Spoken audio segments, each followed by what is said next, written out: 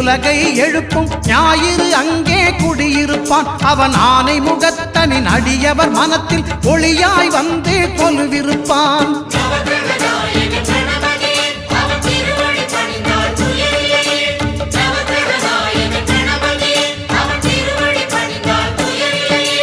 ஒன்பது கோளும் ஒன்றாய் காண அங்கு கற்பகம் என்னும் கடவுளின் மெய்யில்